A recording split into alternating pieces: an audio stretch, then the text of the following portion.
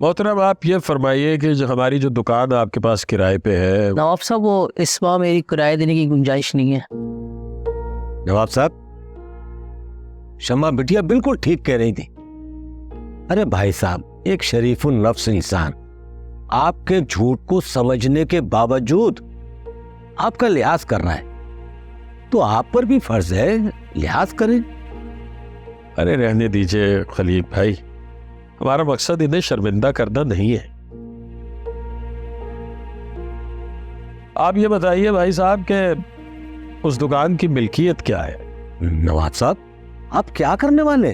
खलील साहब, हमने वो दुकान फरोख्त करने का इरादा बांध लिया है। नवाब साहब, एक कोई 20। अरे कम से कम 30-40 लाख रुपए।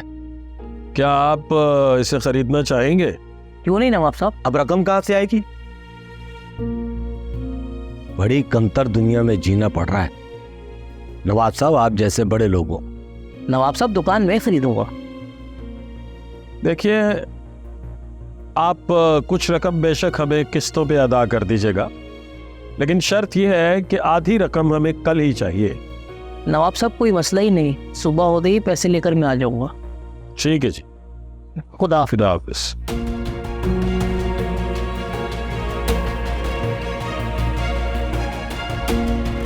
खलील भाई, जरा कागजात को आप देख लीजिएगा, हमें इसका कोई तजुर्बा नहीं है। हमने आज तक अपनी मिल्कियत में आई हुई कोई चीज कभी बेची नहीं। वो तो ठीक है नवाब साहब, लेकिन क्यों? अपने इज्जत के तहफ़्फ़ुज़ के लिए माल का खर्च होना कोई घाटे का सौदा नहीं है खलील भाई। आइए, बाजी हमारा इंतजार कर रही है। चल।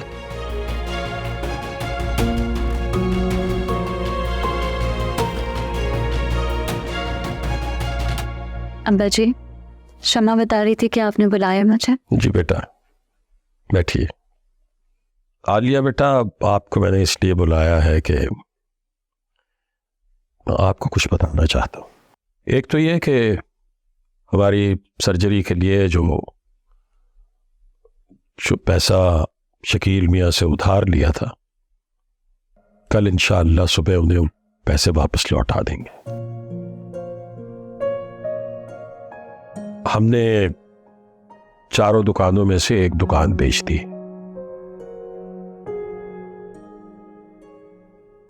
और आपको यह बताना बहुत जरूरी है कि जो दुकान हमने बेची है वो आप वाली दुकान है जो आपके नाम की थी।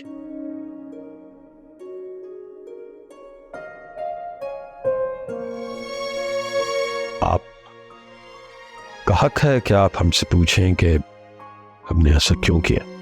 अब्बा जी, मुझे कुछ पूछने की ख्वाहिश नहीं है।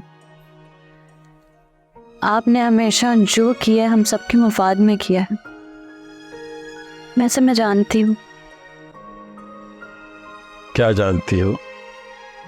यही कि आप मुझे मुकम्मल तौर पर जानते हैं।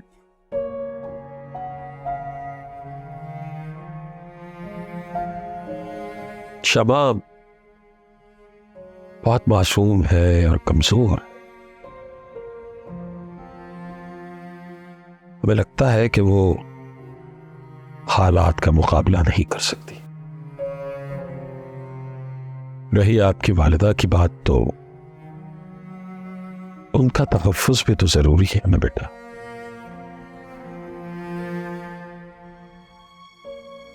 गजाला को हमने जिस खानदान में ब्याहा, जिस घर में वो गई हैं,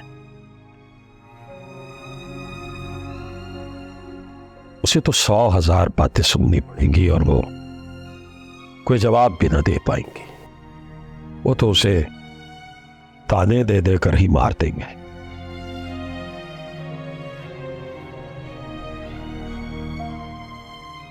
इसके सिवा हमारे पास कोई हल नहीं था बेटा। हम आपके बारे में जानते हैं कि आप बहुत मजबूत हैं और आप किसी की कोई बात नहीं सुनेंगी, और कोई आपसे नाजायज बात करे ये तो आप हरगिज़ नहीं सुनेंगे।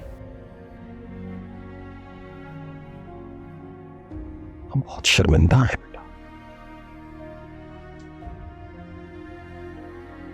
हमें शायद ये नहीं करना चाहिए था, मगर हम आपसे वादा करते हैं, जैसे ही कोई मौका लगा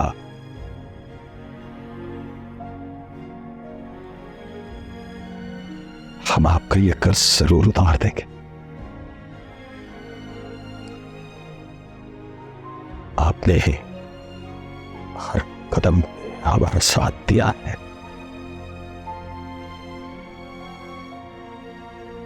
आप जीती रहिए, खुश रहिए बस।